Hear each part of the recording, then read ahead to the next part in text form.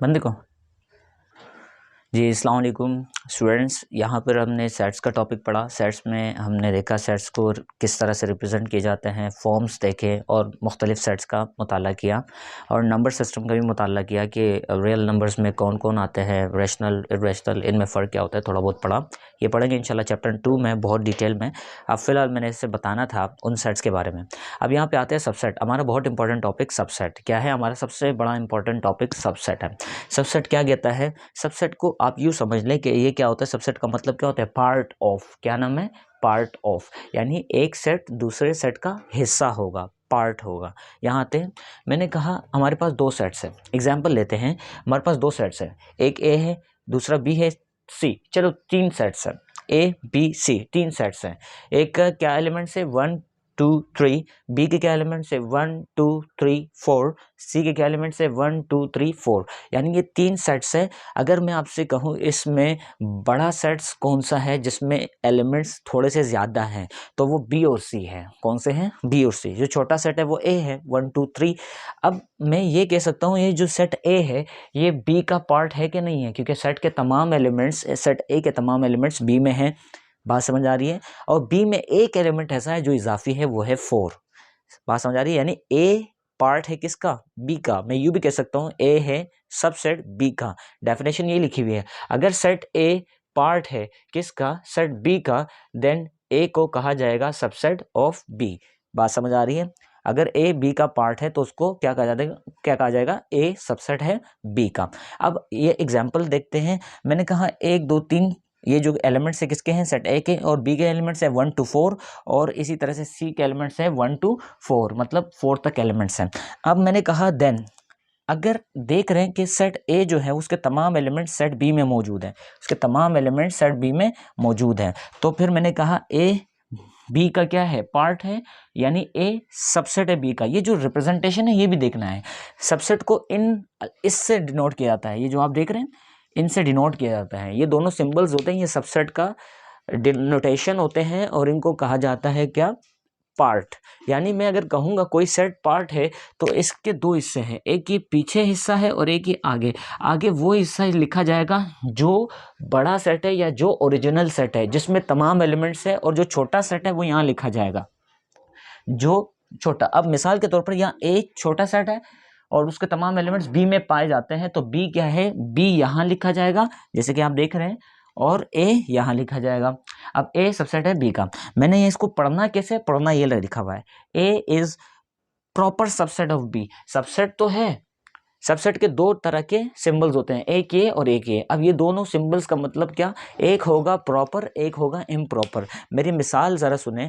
मैंने कहा अगर कोई सेट है, ओरिजिनल सेट है, जैसे कि आप यहाँ देख रहे हैं बी सेट है, यानी 1 2 3 4 ये बी के सेट्स हैं 4 तक, और ए के कितने एलिमेंट्स है? 1 2 3, यानी 3 एलिमेंट्स ए के हैं और 4 एलिमेंट्स बी के हैं, तो ए के तमाम एलिमेंट्स बी में है।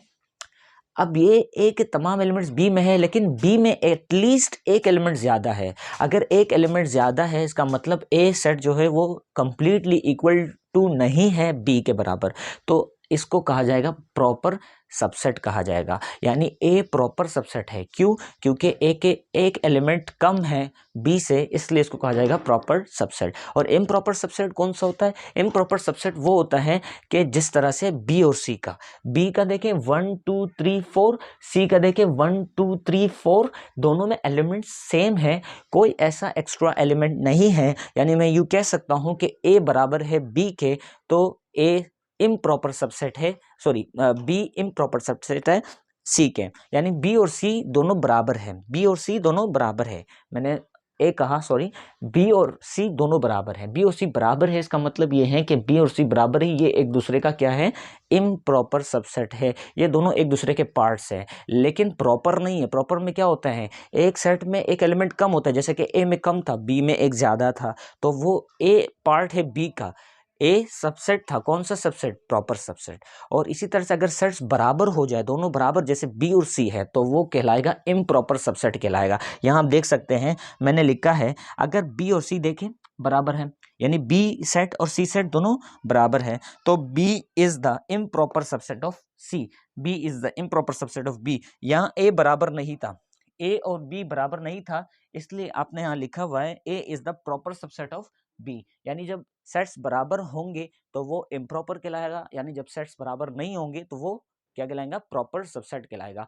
पार्ट्स होंगे एक दूसरे के, लेकिन सिर्फ ये है कि जो एलिमेंट्स है अगर वो सब बराबर आए, एक दोनों के बराबर है तो वो इम्प्रॉपर है, और अगर बराबर नहीं है तो वो प्रॉपर है। ये एग्जांपल यहाँ पे भी समझते हैं। एग्जांपल नंबर 1, मैंने कहा दो सेट्स है पी और क्यू, एक में हर्ट लिखा हुआ है HEART, और दूसरे में क्या लिखा हुआ है, अर्थ EARTH, अर्थ। आप देख सकते हैं यहाँ पर एलिमेंट सेम है, यहाँ पर एलिमेंट सेम है, तीनों में, दोनों में क्या है, EARTH है, और दोनों में एलिमेंट सेम है। अगर दोनों में एलिमेंट सेम है, ऑर्डर डज नॉट मैटर। याद रखना, सेट में अगर सेम एलिमेंट्स लिखे हुए हैं, एक इधर है तो दूसरा इधर है और तीसरा इधर है, सेट्स में ऑर्डर डज नॉट मैटर। याद रखना, ये कहीं लिख लेना, ऑर्डर डज नॉट मैटर। तो मैं यूँ कह सकता हूँ कि अगर ऑर्डर मैटर नहीं कर रहा तो दोनों के सेट्स के एलिमेंट्स क्या हैं, सेम है, यानी P is equal to Q. और अगर P इक्वल टू क्यू है तो मैंने कहा P पार्ट है Q का, यानी P इम्प्रॉपर पार्ट, यानी दोनों सेम है, दोनों इक्वल है, तो इम्प्रॉपर सबसेट ऑफ Q। मैंने यहाँ लिख दिया है कि इम्प्रॉपर के लिए कैसा सिंबल यूज होता है, U, लेटर व U, और उसके नीचे एक बार लगा देना है। ये इम्प्रॉपर का सिंबल है। ये किसका सिंबल है, ये इम्प्रॉपर का सिंबल है, ये इम्प्रॉपर का सिंबल है। और प्रॉपर का सिंबल कौन सा है, वो सिर्फ U है। प्रॉपर का मतलब एक एलिमेंट या दो एलिमेंट या कितने भी होंगे, ज़्यादा होंगे दूसरे में और उसमें एक पहले वाले में कम होंगे। अब ज़रा देखते हैं, मैंने कहा P is the improper subset of Q। अब यहाँ देखते हैं एग्जाम्पल नंबर 2, मैंने कहा V और T है।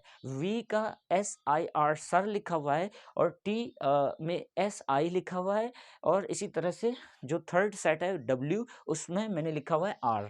यानी ये तीन सेट्स हैं। V मेन सेट है जिसमें तमाम एलिमेंट्स है, T के भी और W के भी। अगर मैं रिलेशन बनाऊं कि V और T का रिलेशन पार्ट का है तो हाँ, क्योंकि SIR V में भी है ओरिजिनल सेट में, और T में भी है जो SI है, लेकिन R की कमी है। R की कमी है तो ये मैं कह सकता हूँ कि ये दोनों सेट बराबर नहीं है, यानी here T is not equal to V, यानी T मेन सेट के बराबर नहीं है। एक एलिमेंट T में कम है, वो है R। तो T पार्ट तो है, लेकिन कैसा पार्ट है, इम्प्रॉपर के प्रॉपर। याद रखना, T is not equal to V, इसका मतलब वो प्रॉपर पार्ट है। तो प्रॉपर का मतलब सेट्स बराबर नहीं होंगे, एक में थोड़ा सा एलिमेंट ज़्यादा होंगे, दूसरे में कम होंगे। तो यहाँ मैं लिख लिया है कि T is the proper subset of V। तो मैंने सिंपल क्या कहा, अगर सेट्स बराबर नहीं है लेकिन फिर भी पार्ट्स है, जैसे T के एलिमेंट सारे के सारे V में हैं, लेकिन V का एक एलिमेंट इजाफी है, तो यानी T पार्ट है V का। कौन सा पार्ट है, प्रॉपर के इम्प्रॉपर। इम्प्रॉपर में बराबर का होना ज़रूरी है, प्रॉपर में बराबर नहीं होते, तो ये प्रॉपर सबसेट है किसका, V का। मैंने कहा T is the proper subset of V because T is not equal to V।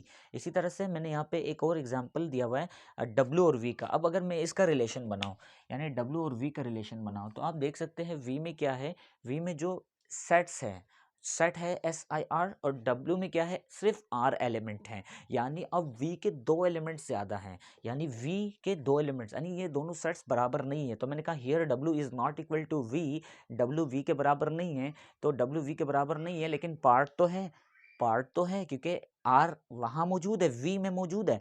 अब मैंने कहा तो W सबसेट है, कौन सा सबसेट है, प्रॉपर सबसेट है V का, प्रॉपर सबसेट है V का, या मैंने लिख दिया। इस तरह से आपको एग्जाम्पल से समझ आ रहा होगा कि सबसेट और सबसेट के दो पार्ट्स होते हैं, प्रॉपर होते हैं, इम्प्रॉपर होते हैं। प्रॉपर में इक्वल सेट्स नहीं होते, लेकिन वो पार्ट होता है, यानी वो जो मेन सेट होगा उसमें कुछ एलिमेंट्स ज़्यादा होंगे और वो प्रॉपर सबसेट होगा। अगर दोनों के एलिमेंट सेम है, जो दो सेट्स हैं उनके दरमियान दोनों के एलिमेंट सेम है, तो फिर जैसे कि आपने हर्ट का देखा, जैसे कि आपने यहाँ पे B और C का यहाँ देखा, तो ये इम्प्रॉपर कहलाते हैं। और इनका सिंबल आपने याद रखना है, लेटा हुआ U और उसके नीचे बार होता है इम्प्रॉपर के लिए, और सिर्फ U जो होता है वो प्रॉपर के लिए लिखा जाता है।